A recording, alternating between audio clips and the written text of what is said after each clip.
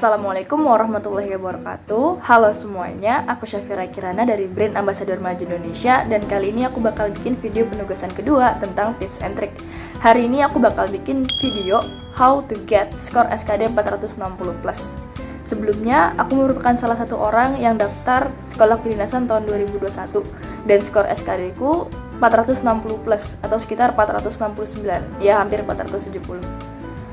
Oke, jadi aku daftar di salah satu sekolah kedinasan di bawah Kementerian Keuangan. Dan aku gagal di tahap akhir. Ini kartunya. Oke. Tapi nggak apa-apa, kali ini aku bakal bongkar tips and trick yang aku pakai sebelum ujian, tanpa les. Langsung ke yang pertama. Oke, kita masuk ke tips yang pertama, yaitu kalian harus tahu apa itu soal SKD. Jadi SKD sendiri adalah kepanjangan dari seleksi kompetensi dasar. Biasanya tes ini dilakukan oleh orang-orang yang mau jadi abdi negara, PNS, CPNS, aparatur sipil lainnya. Jadi kalian harus tahu kalau SKD memang tes yang wajib kalau kalian mau masuk sekolah kedinasan atau menjadi abdi negara yang lain. Oke, kita masuk ke yang kedua, yaitu kalian harus tahu apa aja yang diujiin dalam tes SKD. Jadi pada dasarnya sendiri, SKD ini dibagi jadi 3 cabang, yaitu tes wawasan kebangsaan, tes intelijensi umum, dan tes kepribadian. Disingkat TIU, TWK, dan TKP. Jadi, apa sih yang diujiin dalam tes wawasan kebangsaan? Kalau tes wawasan kebangsaan, dia berkaitan dengan sejarah dan PKN, jadi lebih ke hafal-hafalan. Tapi tenang aja, untuk tes SKD sendiri, tes TWK sendiri, biasanya banyak kata kunci yang bisa dihafalkan, sehingga kalian nggak harus ngehafal banyaknya sejarah dalam PKN. Oke. Dan nomor 2, ada tes intelijensi umum. Jadi apa sih tes intelijensi umum? TIU ini biasanya isinya adalah matematika dasar. Jadi kalian nggak usah takut kalau isinya itu adalah matematika yang rumit. Nggak sama sekali. Jadi kalian harus menanamkan kalau TIU itu mudah, karena cuma hitung-hitungan dasar. Dan yang nomor 3, ada tes kepribadian. Dan tes kepribadian ini pada dasarnya mengukur bagaimana karakteristik orang. Jadi kalau mau masuk jadi abdi negara, jadi PNS, itu tentu harus punya karakter yang baik. Nah, TKP ini adalah salah satu ujian yang diujikan untuk mereka yang mau masuk, gitu. Oke, untuk tips yang nomor 3, kalian harus pelajari apa aja sih materi yang biasanya sering keluar. Jadi kalian gak usah pelajarin semuanya, tapi kalau mau pelajarin semuanya pun bagus. Tapi andai kata waktu kalian sudah mepet, kalian bisa pelajarin yang sering-sering keluar. Gimana sih cara tahu materi apa yang sering keluar? Kalian bisa cari dari berbagai sumber. Dan kalau misalnya kalian cari dari buku, aku pakai buku ini. Di sini ada lengkap banget, mulai dari TIU, TWK, sama TKP. Bukunya ini nggak terlalu mahal dan bisa kalian dapetin di e-commerce. Oke, jadi itu.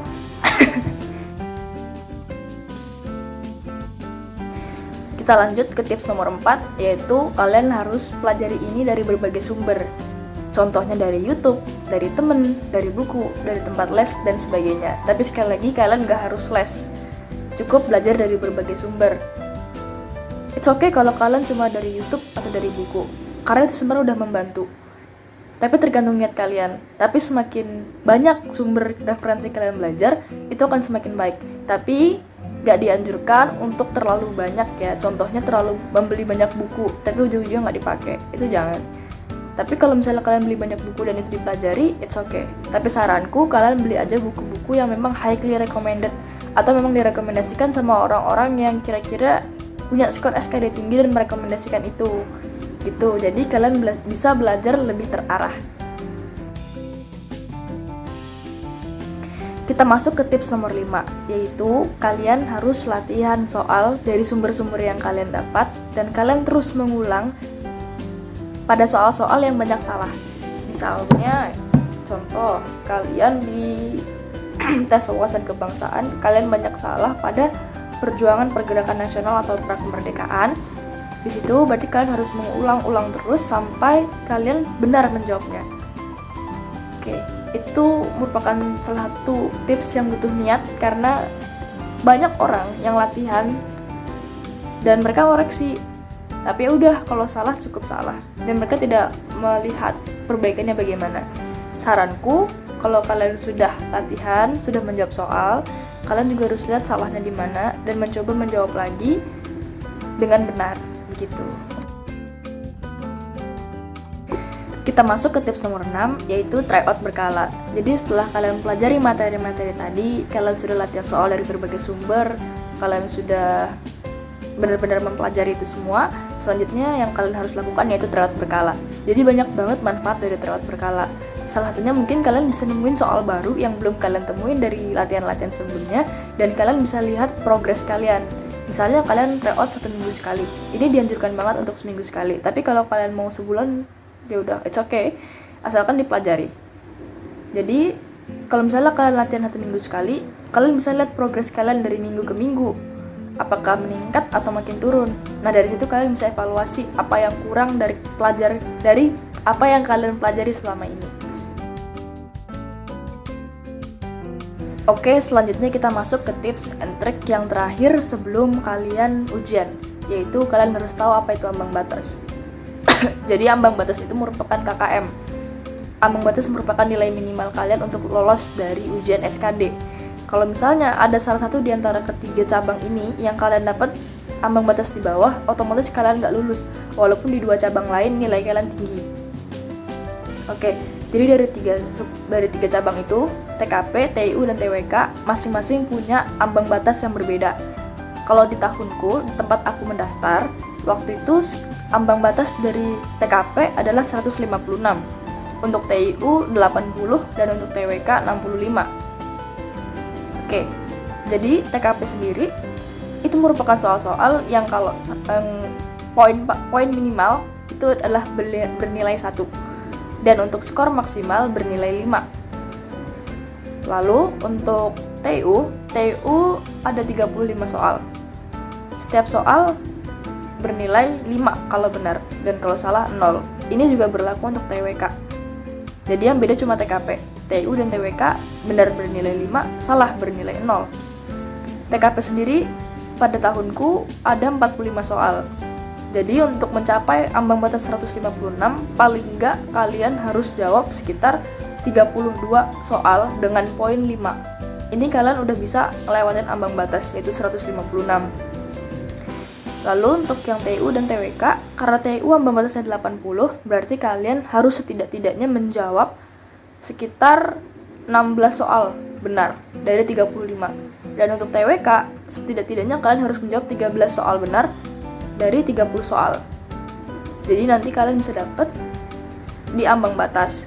Tapi aku bener-bener gak nyaranin kalau target kalian cuma melewati ambang batas. Kalian harus punya target yang lebih tinggi.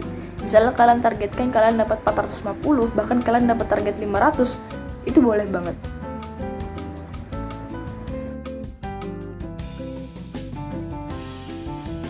Oke, untuk bagian kedua, kita masuk ke tips and trick waktu kalian lagi mengerjakan soal SKD. Yang pertama, kalian kerjakan dulu soal dari yang kalian suka.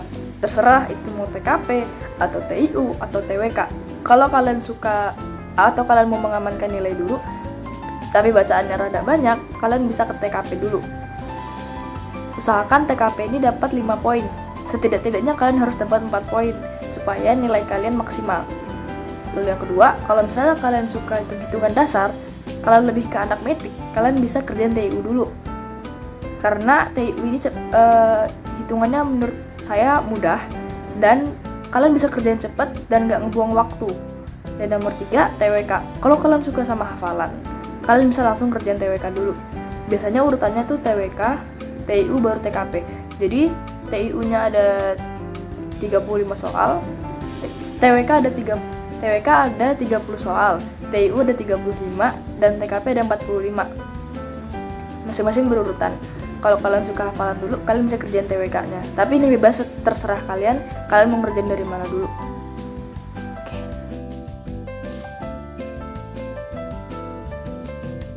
Oke, jadi tips selanjutnya saat kalian mengerjakan SKD, yaitu kalian harus fokus ke diri sendiri. Kalian harus fokus ke proses dan progres diri kalian sendiri.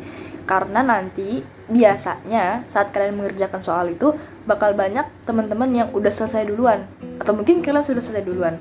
Tapi menurut saya kalian gak usah toleh-toleh kayak, wih dia udah selesai gitu. Kalian gak usah punya pikiran aku harus cepet selesai juga. Enggak kayak gitu. Jadi kalau misalnya kalian sudah selesai, tetap tenang, diam, dan kalau masih ada banyak waktu, kalian bisa koreksi lagi jawaban kalian. Jadi jangan oleng ke kanan dan ke kiri.